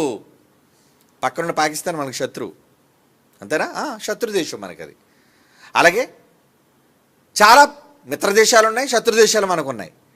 ఇప్పుడు మనిషి దేవునికి విరోధిగా ఎప్పుడు మారిపోతాడు? శత్రువుగా ఎప్పుడు మారిపోతాడట? ఈ లోకాన్ని ప్రేమించినప్పుడే. ఈ లోకం నాకు కావాలి, లోకంలో ఉన్నది దేవుడి కంటే ఎక్కువగా నాకు కావాలంటే దేవుడు పక్కన పెట్టేసి, ఒకరు చూడండి, ఎప్పుడు చూడండి వాళ్ళు వ్యాపారం వ్యాపారం వ్యాపారం వ్యాపారం వ్యాపారమే ఇంకా వాళ్ళది. వాళ్ళ కుటుంబమే, వాళ్ళ సంపాదనే వాళ్ళకి ముఖ్యం. మరి దేవుడు, పనులు, బాధ్యతలు, దేవునికి ఇష్టాని కోసం నువ్వు చేయవలసిన పనులు ఇవేమీ లేవా? ఎప్పుడో గుడికి రావటమే అతి కష్టం. గుడికి వచ్చే క్రైస్తవ భక్తులు ఉన్నారు తెలుసా అండి? ఎప్పుడో తెలుసా అండి? క్రిస్మస్కి వచ్చేవాళ్ళు ఉంటారండి. వాళ్ళు సంవత్సరాలు ఎప్పుడు కనబడరు. పండగ కదా వస్తారు, లేదా గుడ్ ఫ్రైడే అప్పుడు వస్తారు. మరి నీదేం భక్తి అయ్యా? నెలకొకసారి వచ్చే భక్తులు ఉంటారు. ఏమంటే కుదరదండి, వ్యాపారం ఏం చేస్తాను, అంత బిజీ అండి, తీరిక లేకుండా. దేనికి తీరిక లేకుండా ఉన్నావు? నీ దేవుడి కంటే ఎక్కువైనది ఏదున్నా దేవుడిని ఏం పిలిచాడు తెలుసా? ఈ లోక స్నేహము దేవుని దృష్టికి వ్యభిచారం, వైరం, గొడవ. అంటే ఇప్పుడు వ్యభిచారం అనగానే మీకు అర్థం ఏమవుతుంది? ఒక మనిషి స్త్రీ దగ్గరికి పోయేది మాత్రం కాదు వ్యభిచారం, అది ఒక్కటే కాదు, అది శరీర సంబంధమైన వ్యభిచారం. కానీ దేవుని దృష్టిలో మనుషుల విషయం చేస్తున్న వ్యభిచారం ఏంటంటే, ఒరే నాన్న నన్ను కాదని మీరు లోకం ఎక్కువ కోరుకుంటే, అదేదైనా కావచ్చు, డబ్బు, పొలం, ఇల్లు, బళ్ళు, ఇవన్నీ కూడా మత్తు. అంటే మీరు ఆ వ్యభిచారం అనే మత్తులో మీరున్నారు. ఇప్పుడు చదవండి ఆ మాట ఏమని? ప్రకటన 14:8. ప్రకటన 14:8 అండి. అనగా వేరొక దూత రెండవ దూత వెంబడి వచ్చి ఏం చేస్తుంది? మోహోద్రేకంతో, మోహం కోరిక కలిగేస్తుంది. రా ఇప్పుడే మార్కెట్లో కొత్త కారు వచ్చింది, కొనవా నువ్వు? ఫైనాన్సర్ రెడీగా ఉన్నాడు, కొనే. ఏమండి, నీకు అప్పు ఇవ్వడానికి రెడీగా ఉన్నాడు, భూములు కొనే. ఇప్పుడు కొన్న భూమి నీకు సరిపోదా? ఇప్పుడు కొన్న ఇల్లు నీకు సరిపోదా? ముగింపు లేదు, ఇంకా కావాలి వాడికి. దాచేయి, డబ్బు దాచేయి, డబ్బు దాచేయి, డబ్బు దాచేయి. బంగారాలు కొనే, ఇల్లులు కట్టేయి. అవకాశం దొరక్క చాలామంది ఉండిపోతారు, కానీ అవకాశం దొరికితే అందరూ చాలా పెద్ద బిజినెస్ మ్యాగ్నెట్లు వీళ్ళు. అంటే మిగతా వాళ్ళని కూడా లాగేస్తారు మ్యాగ్నెటిజంతో. అంత ఆకర్షణ ఉంటుంది వాళ్ళ దగ్గర. మోహోద్రేకం. ఏమండి, ఏదైనా వైజాగ్లో ఇల్లు ఉండాలండి. వైజాగ్లో ఇల్లు ఉండాలని ఎందుకు అనుకున్నావు? పెద్ద సిటీ కదండి. బబులోని వేష్యది. హైదరాబాద్లో ఉండాలండి మనకి భూ ఉండాలండి. ఎందుకు హైదరాబాద్లో భూ ఉండాలి? వేష్యరా పిలుస్తుంది, రా నన్ను కొనుక్కో, నాతో వ్యభిచారం చేయవా? చేస్తాను నేను వచ్చి వ్యభిచారం. క్రైస్తవులైన వాళ్ళు ఈ మత్తులో లేరా? గుడికొస్తాడు ఎంతో ఆదివారం మొక్క చూపించడానికి, తర్వాత సోమవారం నుంచి శనివారం ఏ మత్తులో ఉంటున్నారు చెప్పండి భక్తులు? దేవుని గురించి ఆలోచిస్తున్నారా? దేవునికి ఇవ్వాలని, దేవుడికి చేయాలని, ఏదో మొక్కుబడిగా దేవుడికి చేయాల్సింది మనం చేసేయాలండి అని చేయడం కాదు. నీకున్న దాంట్లో నీకంటే ఎక్కువగా దేవుణ్ణి ప్రేమించి చేసేవాళ్ళు ఉన్నారా? ఎందుకంటే యేసుప్రభు ఏమన్నాడు, నాకంటే ఎక్కువగా ఇళ్ళైనా, భూమైనా, పొలమైనా, చివరికి తల్లైనా, తండ్రైనా, మనుష్యులైనా, నాకంటే ఎక్కువగా నన్ను ప్రేమించేవాడు నా ప్రేమకు పాత్రుడు కాదు. మత్తయి సువార్త 10వ అధ్యాయం అండి 37. మత్తయి సువార్త 10వ అధ్యాయం 37. తండ్రి నేను, తల్లి నేను, నాకంటే ఎక్కువగా ప్రేమించేవాడు నాకు పాత్రుడు కాడు. కుమారుడు నేను, కుమార్తె నేను, నాకంటే ఎక్కువగా ప్రేమించేవాడు నాకు పాత్రుడు కాడు. ఏమంటే మార్కు సువార్తకి వెళ్తే ఇళ్ళు, భూములు, దేన్నైనా నాకంటే ఎక్కువగా ప్రేమించొద్దు. మరి ప్రేమించే మత్తులో ఉన్నవాళ్ళు లేరా? మత్తు అనగానే ఎవడో తాగుబోతుని చూసి వీడు తాగుబోతు 24 గంటలు వీడు మందు తాగుతాడు అని వాడిని వేలెత్తి చూపించడం కాదు. నువ్వే మత్తులో ఉన్నావు. గుడికొచ్చి ప్రార్థన చేయమంటాడు. ఏమండి ఈ మధ్యన రియల్ ఎస్టేట్ బిజినెస్ స్టార్ట్ చేశానండి, దేవుడు ప్రార్థన చేసి బాగా డెవలప్ అయిపోయేటట్టు చేయాలండి. ఎన్ని కోట్లు సంపాదించాలని ఉందేంటి? కోట్లు కావాలి. ఎవరు అనుకుంటారండి మమ్మల్ని చూడగానే ఈ కోటు బూటు చూసేసరికి ఆయన దగ్గర చాలా కోట్లే ఉండుంటాయని. ఏమంటే ఈరోజు పబ్లిక్గా చెప్తున్నాడు, జైశాలి గారి దగ్గర, మా దగ్గర కానీ ఎవరైనా కోట్ల రూపాయలు నల్లధనం ఉందని కానీ లేదంటే మేము డబ్బు దాచామని చెబితే ఉన్న డబ్బు అంతా వాళ్ళకి ఇచ్చేస్తామండి. కనుక వ్యర్థమైన మాటలు మాట్లాడకండి, షటాప్. ఇలాంటి బోధలు చేసేవాళ్ళు దిక్కుమాల డబ్బు కోసం, కాగితాల కోసం కక్కుర్తుపడే నీచులు కాదు మేము. ఎందుకంటే దేవుని కుమారులు, సన్స్ ఆఫ్ గాడ్, దేవునికి రోషంగా బ్రతికేవాళ్ళు. కానీ నానుడు కదా చెప్పుకుంటారు ఏమని, వీళ్ళు బోల్డ్ నల్ల డబ్బు ఉంటుంటుందండి వీళ్ళ దగ్గర. బయట అనుకునే మాట అనుకోండిరా, మాకేంటి అనుకోండి, డోంట్ కేర్. ఒకవేళ మీకు ఉందనుకుంటే వెళ్ళండి, కంప్లైంట్ ఇచ్చాడు ఇన్కమ్ ట్యాక్స్ డిపార్ట్మెంట్ వాళ్ళు, చెప్పండి ఏమంటే వీళ్ళ దగ్గర చాలా డబ్బు ఉందండి, రైడ్ చేయండి అని. చేసుకోమండి, రైడ్లు చేసుకోమనండి, ఏం భయపడం. కనుక అనుకునేవాడు ఎప్పుడు అనుకుంటాడు, వాడి కోసం పట్టించుకోదు. మీరు అలాంటి మత్తులోకి వెళ్ళిపోకండి. ఎందుకంటే మత్తులో కూరుకుపోతుంది ఈరోజు. ఎవరు బయటోడి సంగతి, ఆడు ఎప్పుడో మత్తులోకి పోయాడు, వదిలేండి, ఆడు చచ్చి నరకానికి పోతాడు. ప్రభువుని నమ్ముకున్న తర్వాత మీరు ఎలాంటి మత్తులోకి వెళ్ళిపోతున్నారు మనం ఎప్పుడు చెక్ చేసుకోవద్దా? మనం మత్తులో ఉన్నామా? ఎటువంటి మత్తులు మనకున్నాయి? నాకు మందు అలవాటు లేదండి, సిగరెట్ స్మోకింగ్ అలవాటు లేదండి గొప్పగా చెప్పుకునే నువ్వు దేవుడి కంటే ఎక్కువ ప్రేమించి ఏది ప్రేమించాలి నీకు మత్తు.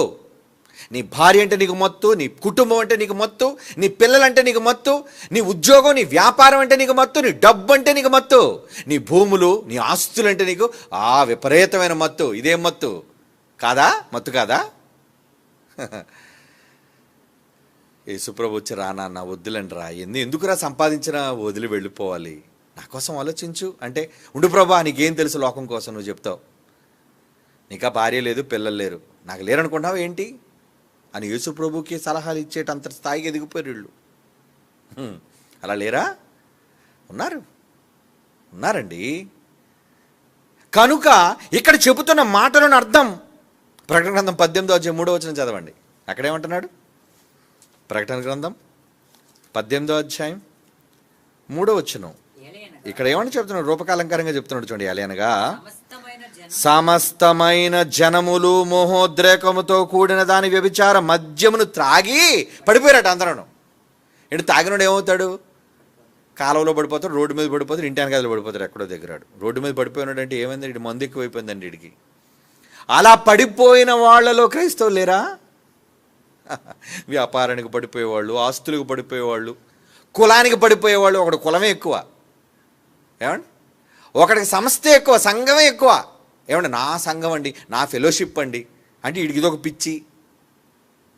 మనుషులకి రకరకాల పిచ్చులు ఉంటాయి కదా, మత్తులు అంటారు. పిచ్చే మత్తు, వీడికి ఇదొక మత్తు. త్రాగి పడిపోయిరు, భూరాజులు దానితో వ్యభిచరించిరి, భూలోకమందలి వర్తకులు దాని సుఖభోగముల వలన ధనవంతులేరి. సుఖభోగముల వలన నిజంగా ఈ వ్యాపారం చేయడం ఎంత లాభం అండి. ప్రభు మమ్మల్ని చల్లగా ఆశీర్వదించాడండి. దేనికి? బాగా డబ్బు సంపాదించాం కదండి, బాగా బ్లాక్ మనీ సంపాదించాం కదండి. Black money సంపాదించారా? దాచేస్తున్నాం, దాచి దాచి దాచి దాచి దాచి ఏమండి తప్పని పోతాం. ఏమనిపించినట్టు?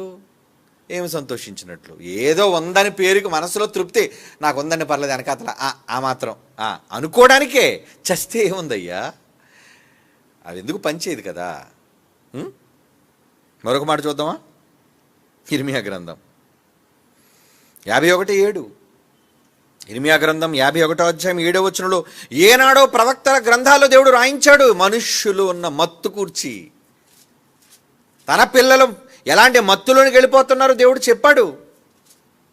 ఇర్మియా గ్రంథం 51వ అధ్యాయం 7వ వచనం, బబులోను యెహోవా చేతిలో సర్వభూమికి మత్తు కలిగించు బంగారు పాత్రటది, దాని చేతి మద్యం అంటున్నాడు. అంటే ఏదో బబులోను అనగానే ఒక స్త్రీ, ఆవిడ చేతిలో ఒక మందు గ్లాసు, అందులో ఒక మందు ఉంది, మద్యం ఉంది, తాగటం అని అనుకోకండి. రూపకాలంకారంగా మనుషులు దేనికోసం పిచ్చెక్కిపోతున్నారో, దేనికోసం కావాలని వెంటపడుతున్నారో అది వాళ్ళు మత్తు అంటున్నాడు. అది బంగారు గిన్నె పట్టుకుంది వాడు చేత్తోరా పిలుస్తుంది, ఇందులో మత్తు ఉంది, నా అందం చూడు అని రూపకాలంకారంగా చెబుతున్నాడు. బంగారు పాత్ర బబులోను యెహోవా చేతిలో సర్వభూమికి మత్తు కలిగించు బంగారు పాత్ర అయ్యుండెను, దాని చేతి మద్యమును అన్యజనులైన వాళ్ళందరూ తాగేసి మత్తెక్కిపోయారట. ఏం చేస్తున్నారో వాళ్ళకి తెలియదు. అంటే ఈరోజు దేవునిలో బ్రతుకుతున్న మీ అందరి కోసం ఎన్నో మత్తు జల్లుతుంది మీ మీద. మత్తు, డబ్బు అనే మత్తు జల్లుతుంది, అధికారం అనే మత్తు జల్లుతుంది, అవునా, హోదా అనే మత్తు జల్లుతుంది. ఒకటి కాదు, ఇంకా ఎన్నో రకాలైన మత్తులు. అందులో సిగరెట్ ఉంది, అందులో ఇది ఉంది, అన్నీ వచ్చేస్తాయి అందులో. లోకంలో దేవునికి విరోధమైనవి ఎన్నైతే ఉన్నాయో అవన్నీ కూడా మీకు ఉండాలి. మీరు కావాలని కోరుకోండి, రండి నా దగ్గరికి. రారా? ఆ దేవుడి దగ్గర ఏముందయ్యా, ఆయన నమ్ముకుంటే ఏముందయ్యా, నా దగ్గరికి రా, నిన్ను సంతోష పెడతా, నీకు సుఖాలనిస్తా, నీకు మత్తెక్కేటట్టు చేస్తా అని లోకం పిలుస్తుంది. అంటే ఈ లోకం ఎవరన్నమాట? ఆ రోజు బబులోను లోకాలని కలిగి లోక నివాసులందరినీ మత్తెక్కించే బంగారు పాత్ర అయితే, ఈరోజు ఈ ప్రపంచం అంతా ఎవలా ఉన్నదండి? అదే బబులోను. ప్రపంచం అంతా బబులోను. ఒక స్త్రీ అందమైన స్త్రీగా పిలుస్తుందిరా. కొంతమంది ఖాళీ భూమి చూశారనుకోండి, ఏంటి భూమి ఎవరిది అని అడుగుతాడు. ఎందుకు నీకు అంటే, ఎవరు లేకపోతే కొనేవాడు ఒకడు, నొక్కేసాడు ఇంకొకడు. అంటే ఏంటి, అరే రేపు జెండా పాతేరా, ఇది ఎవడదో మొత్తానికి పొరంబోకులా ఉంది, ఏ భూమి కావాలా నీకు? కావాలి. చూసారు రోడ్డు మీద అమ్మాయి నడుచుకుని టక్కని బండి ఆపుతాడు. ఏరా అంటే, వీడు పోకిరిగాడు, వీడు ఎవరు అమ్మాయి, నీకు ముక్కు మొహం తెలియదు, నీకు పరిచయం లేదు, నీకు ఏం పని రాగడానికి. కానీ నువ్వు చేసే వెధవ పని అక్కడ చేస్తావు, అక్కడికి వెళ్ళి. అలాగే కొంతమంది చూడండి, వెళుతూ అందులో ఈ మధ్యన ఈ బట్టల షాప్ వాళ్ళు ఇక్కడ ప్రదర్శనలు అంటే రంగురంగుల బట్టలన్నీ బయట పెడతారు, ఆఫర్లను పెడతాడు, 50% ఆఫ్ అంటాడు, 75% ఆఫ్ అంటాడు. ఇది చూడగానే మత్తు పిలుస్తుందిరా, బిడ్డ రా లోపలికి రా, నీ జోబీ ఖాళీ చేసేస్తాను నేను. ఆడవాళ్ళు చూస్తే భర్తలకు చెప్తారు, భర్తలు చూస్తే పద వెళ్ళిపోదాం, షాపింగ్కి వెళ్ళిపోదాం పద. నీ దగ్గర ఉన్నదంతా ఖర్చు పెట్టేవద్దా? మరి దేవుడి కోసం ఇక్కడ దేవుడు తన ద్వారాలు తెరిచి, ఇక్కడ ఎన్నో అవసరతలు ఉన్నాయి, ఎన్నో కష్టాలు ఉన్నాయి, ఇక్కడ ఆయన పనులు ఎన్నో కుంటిపడిపోయి. ఏది దేవుడి పనులు కుంటిపట్టలేదా? ఏమంటే పెద్ద హాల్ అక్కడ నిర్మాణం ఎవరి కోసం చేస్తున్నాం? మేము వెళ్ళి పడుకోవడానికా? కాదు కదా. పోనీ డైరెక్టర్ గారు ఎప్పుడు అన్నారు, పిల్లలందరూ ఇచ్చింది ఎప్పుడు కోటి రూపాయలు దాటుతుందని. ఇప్పటికీ దాటలేదండి, ఇంకా 92-93 మధ్యలోనే ఊగిసలాడుతుంది అలాగా. ఎందుకు ఇవ్వలేకపోతున్నారు? పాటల కోసం అసలు ఇవ్వట్లేదండి. మళ్ళీ వినడానికి మాత్రం 2 చెవులు, ఏనుగు చెవులు అంత చాట్లు అంత రెడీ చేసుకుంటారు. కొత్త పాటలు వచ్చాయి, వినేస్తాం మేము బోరు కొట్టినంత వరకును. ఇవ్వవా? చెయ్యవా? చెయ్యరు, చేతులు రావు. పాపం జాన్సన్ గారు బతుకున్నప్పుడు ఎన్నోసార్లు చెప్పారు, నా పాటలండి చాలా చక్కగా ఉంటాయి, మీరు వినండి, వినిపించండి, అందరికీ దీనికి సహకరించండి అంటే సహకరించడం మానేశారండి. ఎవరు ఎక్కడో చూడండి, ఏడు పాటల కోసం ఇస్తున్న వాళ్ళు ఎక్కడ కనబడుతున్నారు? నాకే మీరు ఏమైనా అవసరం లేదు, నా అకౌంట్కే మీరు పంపనవసరం లేదు, జైశాల్ ఎడ్యుకేషన్ ట్రస్ట్కి పంపండి చాలు. దేవుని పిల్లలారా, సహకరిస్తున్నాం మనం? అదే మీ పిల్లల కోసం అయితే ఎంత డబ్బైనా ఖర్చు పెడతాను, ఇంటి కోసం అయితే ఎంత డబ్బైనా ఖర్చు పెడతాను, నీ కోసం అంటే ఎంత డబ్బైనా నువ్వు ఖర్చు పెట్టుకుంటావు. ఎంత పెట్టుబడి అయినా దేనికోసమైనా పెడతావు, కానీ దేవుడి కోసం పెట్టుబడి అంటే ఇప్పుడు ఫైనాన్షియల్గా అంత బాగాలేదండి, నేను ఇవ్వలేను. ఈరోజు విశాఖపట్నంలో సభలు పెట్టడానికి 10 లక్షలు కావాలండి. కేవలం ఆ గురజాడ కళాక్షేత్రం బుక్ చేయడానికి 3 లక్షలు అయిందండి. మరి పబ్లిసిటీ, లైటింగ్, సౌండ్ ఇవన్నిటికీ ఇంకొక 7 లక్షలు అవుతుంది. ఇస్తారా మీరు? ఇస్తారులేండి. పాపం కొంతమంది ఉన్నారు మంచివాళ్ళు, అందరూ చెడ్డవాళ్ళు కాదు కదండి. త్యాగం చేసేవాళ్ళు కొంతమంది ఉంటారు, దేవునికి ప్రియులు, ఇష్టలైన వాళ్ళు ఇస్తారు ముందుకి. పాపం పిల్లలు, పేదవాళ్ళు, వాళ్ళ పిల్లలు యూత్ పిల్లలండి, యవనస్తులైన పిల్లలు వాళ్ళు పెడుతున్నారు. వాళ్ళు ఏమి డబ్బు ఉన్నారంటే అందరూ ఆటో తోలుకునే పిల్లలు, వాళ్ళంతా కూడా చిన్న చిన్న పనులు చేసుకునే పిల్లలు. మరి వాళ్ళంతా చేస్తున్నారంటే ఆడవాళ్ళు అనుకోండి, వాళ్ళు కూడా త్యాగం చేస్తారు సంయుక్తంగా. మరి వాళ్ళేమి ఉద్యోగస్తులా కాదు, వాళ్ళు కూడా వాళ్ళ బట్టలు పిండేసేవాళ్ళు. పాపం వాళ్ళకి ఎక్కడి నుంచి వస్తే డబ్బులు? వాళ్ళు ఆయన జీతం తేగానే ఏమంటే దేవుడి కోసం ఇవ్వాలి, ఒక 1000 రూపాయలు ఉంటే ఇవ్వండి, 2000 ఉంటే ఇవ్వండి అంటే చేయాలన్న మనస్సు. అలా చేయాలన్న మనస్సుతో ఆలోచించేవాళ్ళు బహు కొద్ది మంది దేవుని కోసం ఉన్నారండి. ఆయన పనులు ఎన్నో ఉన్నాయి, ఆయన బాధ్యతలు ఎన్నో ఉన్నాయి, కానీ వాటి కోసం ఆలోచించేవాళ్ళు మరి దేని మత్తులో ఉన్నారు? మీరు వ్యాపారాలు చేసుకోవట్లేదా? మీరు ఇల్లులు కొనుక్కోవట్లేదా? చెప్పండి. మీరు ఇంట్లో అవసరం కొత్త ఫ్రిడ్జ్ కొనుక్కున్నారు, టీవీలు కొనుక్కున్నారు, కొత్తలో మార్కెట్లో కొత్త ఐటమ్ వస్తే ఫోన్ వెంటనే మార్చేసి 14 వస్తే 14 కొంటారు, 15 వస్తే 15 కొంటారు, 25 వస్తే 25 కూడా కొంటారు మీరు. దాని మీద ఉన్న ఆసక్తి దేవుని పని మీద, అది మత్తు. ఫోన్లో ఉన్న మత్తు వేరు. ఏమంటే దేవుని వాక్యంలో మత్తు ఉందా? ఏం మత్తు ఉంది? వద్దు. దేవుని వాక్యం ఎప్పుడు వింటాడు? ఎప్పుడు వినదే కదండి, బోరుగా ఉంది. మనుషులు ఎలా మారిపోయారండి. ఇప్పుడు చెప్పండి, క్రైస్తవ్యం ఏ మత్తులో కూరుకుపోతుంది? మహామద్యం అనే దాంట్లో కూరుకుపోతుంటే యేసుప్రభు ఈతనుడు వస్తావు నాన్న లాగుతానరా మత్తులు. లేదు ప్రభా, ఇందులో ఈత కొడుతుంటే ఎంత ఆనందంగా ఉంది. ఎందుకంటే ఏమంటే ఒకడు తాగుపోతాడు, ఏమనుకోడు తెలుసా? అబ్బాయి ఈ స్విమ్మింగ్ పూల్లో నీరంతా మందు అయిపోతే ఎంత బాగుండు, ఆ మందు తాగుతూ ఈత కొడుతూ అందులోనే ఉంది, అలాగే అనుకుంటాడు కదండి. చీరల పిచ్చోలు ఆడలేదు ఏమనుకుంటారండి? ఈ సిఎంఆర్ తాలూకా కుటుంబంలో నేను పుట్టుంటే ఎంత బాగుండు, రోజుకు ఒక చీర కట్టేదాన్ని కదా. ఏమండి పెద్ద పెద్ద వ్యాపారస్తులు చూసినప్పుడు వీళ్ళ ఇంట్లో నేను పుట్టుంటే రోజుకు ఒక కారు కొనుక్కునేవాడుగా, కావలసిన అనుభవించేవాడుగా అని అనిపించదా మనసుకి? అదే మత్తు. రా నా దగ్గరికి, మద్యం ఉందా నా దగ్గర, తాగుతావా? చాలా మత్తుగా ఉంటుంది. లోక సంబంధమైన మత్తులో మునిగిపోతున్న క్రైస్తవ్యం కూరుకుపోతుంది. దేవుని కోసం ఆలోచించరు, దేవుని కోసం ముందుకు రారు, దేవుని కోసం ఎవ్వరు చేయరు. వాళ్ళ కోసం అంటే ఎంతైనా ఖర్చు పెడతారు. రెడీ అండి, రెడీ అమ్మాయి పెళ్ళి ఎంత మరి 5 లక్షలు కట్నం అడుగుతున్నారు, ఇంకో ఖర్చులో 2-3 లక్షల వరకు అవుతుంది పెళ్ళి అంటే డోంట్ కేర్ అండి, చేసేద్దాం. మరి ఆడపడుచు లాంఛనాలు అవి ఇవి అంతకాలం కూడా 10 లక్షలు అవుతుంది కదా, అవనివ్వండి నేను రెడీ అంటాడు. అబ్బా 10 లక్షలు నీ అమ్మాయికి పెళ్లి చేయటం కోసం నువ్వు సిద్ధపడిపోయావే, ఒక్కడవి, 1 మ్యాన్ ఒక్కడయ్యుండి 10 లక్షలు నువ్వు సిద్ధపడిపోయావు. మరి దేవుడి కోసం అడిగితే 10,000 ఇవ్వడం కష్టం ఉంటుంది దేవుడికి. 10,000 ఏమంటే బోల్డ్ కారణాలు చెప్తావు. అంటే ఎవరి మత్తులో ఉన్నావు? నాకు మత్తు లేదండి, నేను తాగుబోతుని కాదండి, నేను చాలా మంచోడండి, పవిత్రునండి, రోజు ప్రార్థన చేస్తానండి. దొంగ మాటలు చెప్పకు. దేవుడికి తెలుసు ఈడు పెద్ద దొంగ, డాకు. ఈడు మత్తులో ఉన్నాడు, ఈమె మత్తులో ఉంది. కొంతమంది ఆడవాళ్ళు అయితే భర్త జీతం తేగానంత టప్పని తెలియకుండా కొట్టేస్తుంటారండి డబ్బులు. ఎందుకు?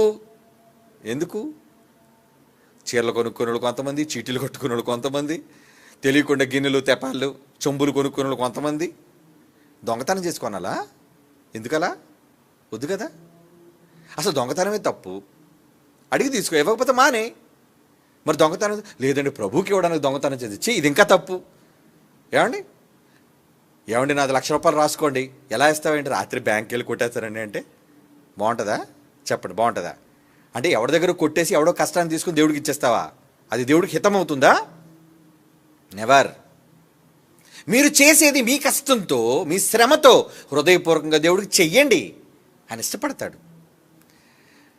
నువ్వు లేమిలో ఉండి నీ దగ్గర ఉన్న 2 కాసులైనా దేవుడికి ఇష్టమే. నాన్న నీకున్నదంతా ఇచ్చేసావురా, నీ లేమిలో కూడా, నీ ఇబ్బందులు కూడా, నీ అవసరతల్లో కూడా నువ్వు ఇచ్చావు తల్లి, వెరీ గుడ్. అది దేవుడికి ఇష్టం అవుతుంది. కొడుకు కష్టార్జితంతో సంపాదించింది అంత అన్నం వద్ద అన్నంగా అమ్మకు పెడితే ఇష్టం, కానీ అమ్మ ఈరోజు 10 పర్సలు కొట్టేస్తేనే బాగా డబ్బు వచ్చేది, ఇదిగో నీకు బిర్యానీ తెచ్చినట్టు, ఒరే ఎందుకురా పాపిష్టి సొంపో అంటది ఏ సంస్కారం ఉన్న తల్లి అయినా. మరి దేవుడు అంతకన్నా నీచుడా? అంతకన్నా తక్కువవాడా? ఎలాంటి మత్తులో ఈరోజు ప్రపంచం కూరుకుపోయింది, ఎలాంటి మత్తులో ఈరోజు క్రైస్తవ్యం దేవుడు నమ్మామని చెప్పుకొని అవిశ్వాసులుగా మారిపోయి కూరుకుపోతున్నారు వీళ్ళంతా ధన సంపాదనలో పడిపోయారు. వీళ్ళంతా ఇల్లుల సంపాదనలో పడిపోయారు, వీళ్ళంతా స్వలాభం కోసం ఆలోచిస్తున్నారు, వీళ్ళెవ్వరూ దేవుని పనుల కోసం ఆలోచించరు. అలక్ష్యం, దేవుడు పనిని నిర్లక్ష్యంగా చేసేవాడు. ఎవడైనా యెహోవా కార్యమును ఏమన్నాడండి? అశ్రద్ధ. శ్రద్ధ లేదా? శ్రద్ధ దేనికి ఉంది? నీళ్లు కట్టుకోవడంలో నీకు శ్రద్ధ ఉంది, అవునా? డబ్బు సంపాదించుకోవడంలో శ్రద్ధ ఉంది, ఇంట్లో వస్తువులు కొనుక్కోవడంలో శ్రద్ధ ఉంది, బంగారాలు కొనుక్కోవడంలో శ్రద్ధ ఉంది. కానీ దేవుడు పని చేయటంలో శ్రద్ధ ఏది? 6 భాషల్లో దించుతున్నామండి. 6 భాషల్లో పాటలు, 6 లాంగ్వేజెస్: తమిళ్, కన్నడ, హిందీ, తెలుగు, ఒడియా, మలయాళం. ఇన్ని భాషల్లోనే ఎందుకంటే ఒక భాషలో దించితే చాలు కదా. అయ్యో, ఇది వాక్యం అయ్యా, వాక్యం. ఇతర భాషల్లో వినద్దా? మరి చేయాలంటే డబ్బులు ఖర్చు అవుతాయి. ఏమండి, మీ దగ్గర లేకుండా ఎందుకంటే చేయడం అంటే లేవు. విశ్వాసంతోనే. మా దగ్గర నల్ల డబ్బు దాచుకొని లేవండి, మా దగ్గర నిజంగా డబ్బులు లేవండి. లేకుండా విశ్వాసం, ఇచ్చే దాతలు ఉన్నారు, ఇచ్చే దేవుడు ఉన్నాడు. ఖచ్చితంగా 6 భాషల్లో లాంగ్వేజ్లో దించవచ్చు, దించగలం, దించాలి, చెప్పాలి. ఇంకా 6 భాషలు ఏంటి, చాలా భాషలు ఉన్నాయి ఈ దేశంలో. మన పాటలు, ఎందుకంటే గంట ప్రసంగం వినడం కన్నా 5 నిమిషాలు పాట వింటాడు కదా, ఎవరికైనా నచ్చుతుంది పాట. ముందే చెప్తున్నాను, పాటలు అన్నీ కూడా జాన్సన్ గారు అన్నట్టు సూపర్ హిట్, వండర్ఫుల్ సాంగ్స్. ముందే చెప్తున్నాడు. కారణం ఏంటో తెలుసా? దాని వెనక కష్టం నాకు తెలుసు, దాని వెనక రాగాలు నాకు తెలుసు, దాని వెనక ఉన్న ప్రయాసం నాకు తెలుసు. కనుక ఇష్టంతో కష్టంతో ఏది చేసినా దేవుడికి అది ప్రీతికరం అవుతుంది, ఇష్టం అవుతుంది. మీరు విన్నాక చెప్పండి, ఆఫ్టర్ జనవరి. అంతవరకు ఎందుకు, రేపు సెప్టెంబర్ 5 4 పాటలు రిలీజ్ అవుతాయి చూడండి, ప్రోమోలు. జాన్సన్ గారి పుట్టినరోజు నాడు 22 సెప్టెంబర్ విడుదలవుతాయి కొన్ని చూడండి. ఇక జాన్సన్ గారు తండ్రి గారు జైశాలి గారి పుట్టినరోజు నవంబర్ 20 విశాఖపట్నం వేదిక మీద ఆల్ ప్రోమోస్, అన్ని పాటలు విందురుగానే. అబ్బా ఈ పాట బాగుంది, అబ్బా ఈ పాట ఇంకా బాగుంది, ఈ పాట ఇంకా బాగుంది. అన్నీ వినడానికి బాగున్నాయి, కానీ చేయడానికి వెనక ఎంత కృషి, ఎంత కష్టం, ఎంత శ్రమ ఆలోచిస్తారా ఎవరైనా? ఆలోచించరు. ప్రతిదానికి మిమ్మల్ని ప్రేరేపించాలి, ప్రతిదానికి మిమ్మల్ని చెప్పాలి, మిమ్మల్ని అడుక్కోవాలి, దేహి అని చేయి చాపుకొని. ఏంటి అంటే మేము అడుక్కోవట్లేదు, దేవుడు అంటున్నాడు, అరే నా పని చేయడం కోసం నేను వచ్చి అడుక్కోవాలా? ఒరే నాన్న, నా పనికి డబ్బులు కావాలరా, నీకేమైనా డబ్బులు ఉన్నాయా? ఏమిటి తండ్రి అలాగ అడుక్కోవడం ఎంత దయానీయమండి.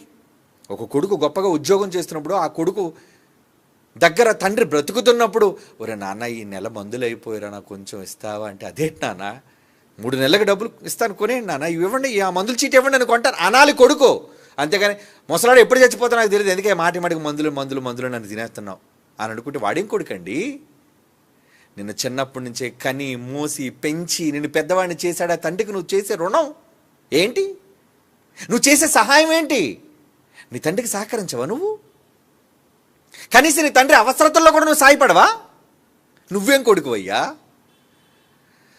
అలాంటిది దేవుడు ఈరోజు అవసరతల్లో ఉండి ఆయన పనుల కోసం ఒక పక్క నిర్మాణం, ఒక పక్క పాటల కార్యక్రమం, ఒక పక్క ఎన్నో సువార్తల కార్యక్రమాలు, ఒక పక్క ఎన్నో సభలు, ఎన్నో సదస్సులు, సెమినార్లు, ఇలాంటివన్నీ కార్యక్రమాలు పిల్లలు ముందు పెట్టుకున్నారు. వాటన్నిటిని చేయడానికి ఒక క్రైస్తవుడిగా, దేవుని కుమారుడుగా నువ్వు ముందడుగేయగలవా? లేదా మత్తులో ఉన్నావా? మత్తులో ఉంటే మునిగిపోతావు. దేవుడు ఉగ్రత నీ మీదకి వస్తుంది. ఈరోజు కాకపోయినా రేపైనా అందులో మునిగిపోక తప్పదు నువ్వు. అలాంటి మత్తు వద్దండి. అందుకే అంటున్నాడు మత్తు వదలండి అర్రా, మత్తు వదలండి. ఫస్ట్లో మనం చదువుకున్నాం కదా మంచి మాట, ఏంటని ఏమంటున్నాడండి? మీరు మత్తులై ఉండకండి, మీరు మత్తులుగా ఉండకండి, మీరు వెంటనే ఆ మత్తులో నుంచి బయటికి రండి చెప్పాడా దేవుడు? చెప్పాడు. ఏమని చెబుతున్నాడు? ఒకసారి చదువుకొని ముగించుకుందాం అన్నమాట. దశలోనిక పత్రిక అండి 5వ అధ్యాయం కదా, 6వ వచనం చదువుకున్నాం మనం. మీరు ఇతరుల వలె నిద్రపోక మెలకువగా ఉండి మత్తులము కాక ఉందము, మత్తెక్కకండి, మత్తులు కాక ఉండండి. నిద్రపోవ రాత్రి వేళ నిద్రపోదురు, మత్తుగా ఉండేవ రాత్రి వేళ మత్తుగా ఉందరు. మనం పగటి వారమై ఉన్నాము, మీ మీద వెలుగు ఉంది, వాక్యం అనే ప్రకాశం. ఈరోజు నా మాటలనే ప్రకాశం మీ మీదకి వస్తున్నప్పుడు వెలుగు రావాలి మీ మీదకి, అవునా? విశ్వాస ప్రేమలను కవచము, రక్షణ నిరీక్షణ శిరస్త్రాణము ధరించుకుందాము. ఇదంతా ఏంటి? మత్తులుగా ఉండకుండా నిన్ను కాపాడేది. మత్తుగా ఉంటే నీకు ప్రమాదం కనుక మత్తు వదలండి. నిద్రపోతున్న మనం మన మత్తును విడిచి దేవుని పనిలోకి ముందుకు అడుగు వేసేవాళ్ళుగా ఉండాలి. లేదంటే కూరుకుపోతే ప్రమాదం. క్రైస్తవ్యం, లోకంలో ఉన్న క్రైస్తవ్యం అంతా కూరుకుపోయింది, వదిలేయండి. పైకి భక్తి వేషంలో ఉన్నా వాళ్ళ అవసరతలు తీర్చుకోవడం కోసం దేవుడు పక్కన పెట్టేసి తమ సొంత కార్యాల కోసం ఆలోచిస్తున్న వాళ్ళందరూ, క్రైస్తవులను అందరూ మత్తులో ఉన్నారు. దేవుని జ్ఞానం అనే ప్రకాశాన్ని విన్న మీరు అలాంటి మత్తులు కాకండి. మేల్కోండి, దేవుని పనిలో చురుకుగా పాల్గొండి. God bless you all. కళ్ళు మూసుకోండి, ప్రార్థన చేసుకుందాం. పరిశుద్ధుడైన తండ్రి దేవా, అపవాది మమ్మల్ని అనేక మత్తులలో ఉంచడానికి వాడు తన ఉచ్చులను, వాడు వలలను విసురుతూనే ఉన్నాడు. వాడు మత్తులో పడకుండా మమ్మలను, మా కుటుంబాలను, మమ్మల్ని అందరినీ మీ ప్రేమతో కాపాడండి. మీ సంరక్షణలో మమ్మల్ని ఉంచండి. రాబోయే దినాలలో జరగవలసిన ఎన్నో మీ మహిమార్థమై జరగబోతున్న కార్యక్రమాలన్నిటినీ విజయపదంలో నడిపించండి. మీ పిల్లల యొక్క మత్తును పోగొట్టి మీ కొరకు స్థిరులుగా, కదలని వారుగా నిలబడే పిల్లలుగా వారిని, వారి కుటుంబాలని దీవించండి. క్రీస్తు వారి పరిశుద్ధమైన నామములో ఈ ప్రార్థన మీకు సమర్పించుచున్నాము తండ్రి. ఆమెన్. అందరికీ సెలవు.